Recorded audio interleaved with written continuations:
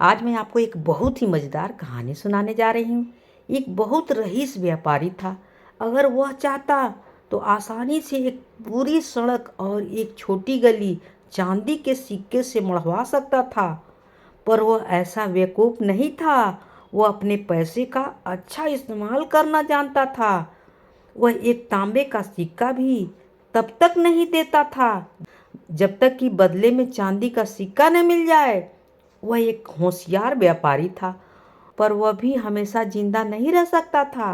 उसके मरने के बाद उसके बेटे को सारा पैसा मिल गया। वह जमा करने से ज़्यादा खर्च करने में होशियार था। वह हर रात को पार्टियों में जाता था, रुपये से पतंग बनाता था। यही नहीं, जब समुद्र के किनारे जाता था तो पत्थर तैराने की जगह सोने के सिक्के तैराता था। जल्दी ही उसके सब रुपये खत्म हो गए। अब उसके पास सिर्फ 4 आने, एक जोड़ी घिसा हुआ जूता और एक पुराना कोट बचा। उसके सब दोस्त उसे छोड़ गए। वे ऐसा अजीब पोशाक वाला आदमी के साथ दिखना भी पसंद नहीं करते थे। उसका एक दोस्त इतना दयालु था कि उसने उसे एक पुराना बक्सा दिया और कहा कि उसमें अपना सामान डालकर और निकल जाओ। इसके पास बक्से में डालने के लिए कुछ भी नहीं बचा था, इसलिए वह खुद ही उसमें बैठ गया। यह एक अजीब बक्सा था। उसका ताला दबाने पर वह उड़ सकता था। व्यापारी के बेटे ने वही किया और बक्सा उसे लेकर उड़ने लगा।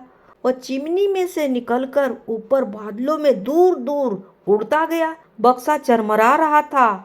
उसमें बैठा लड़का डर रहा था कि कहीं उसका ताला ही न निकल जाए, क्योंकि तब वह ऊंचाई से गिर जाता।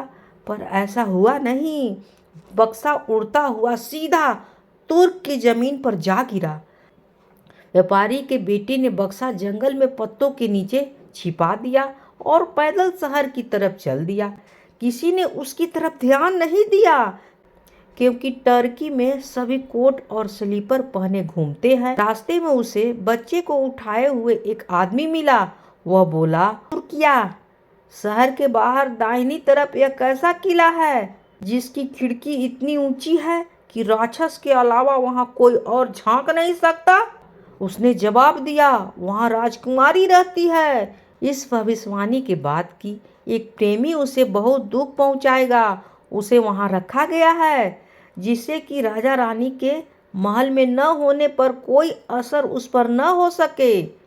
व्यापारी के बेटे ने उसे धन्यवाद कहा और वापस जंगल की तरफ भागा, जहां उसने अपना बक्सा छिपाया था। वह उसमें चढ़ा और उसे महल की छत तक ले गया। फिर एक खिड़की में राजकुमारी के पास पहुंचा। वह एक सोफे पर सो रही थी। वह इतनी सुंदर थी कि व्यापारी का बेटा उसे चूमे बिना नहीं रह सका। वह जाग गई और एक अजनबी को देखकर डर गई, पर लड़के ने उसे बताया कि वह तुर्कों का भगवान है और हवा में उड़कर उससे मिलने आया है। और राजकुमारी यह सुनकर बहुत खुश हुई। दोनों सोफे पर पास पास बैठे रहे। लड़का उसे कहानियां सुनाता रहा। उसने एक कहानी उसकी आंख पर बनाई और कहा कि उसकी आंखें जंगल से बेहद सुंदर तालाब जैसी थी, जिसमें विचार जलपरियां की तरह तैरते रहते थे।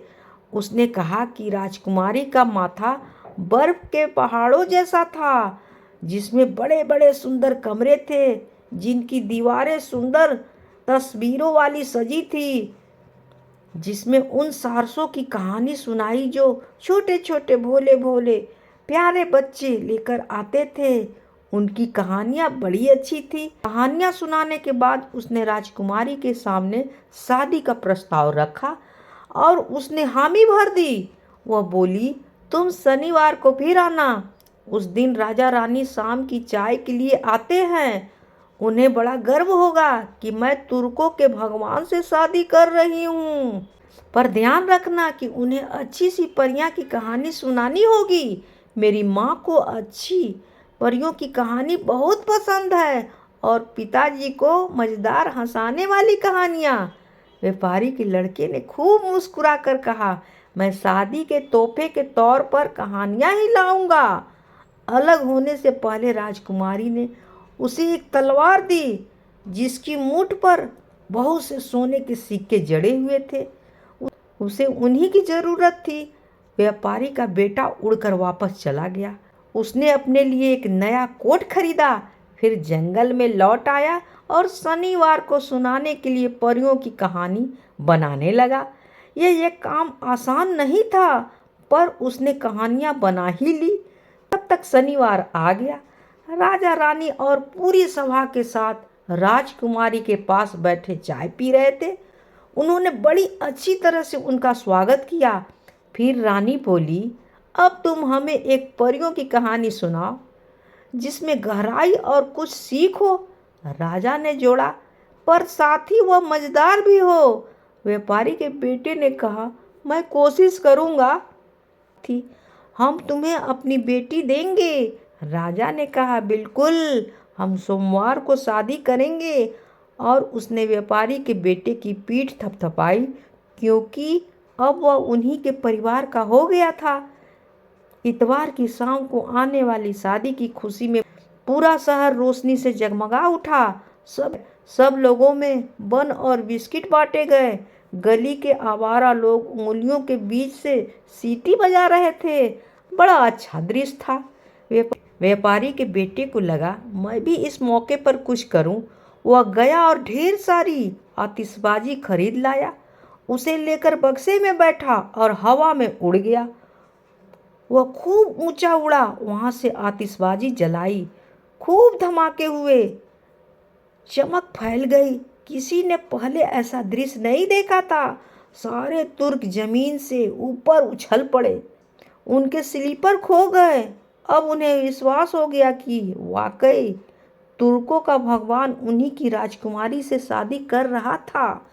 जब व्यापारी का बेटा अपने ट्रंक में बैठकर जंगल में लौटा, तो उसने सोचा कि शहर में जाकर लोगों की बातें सुनूं।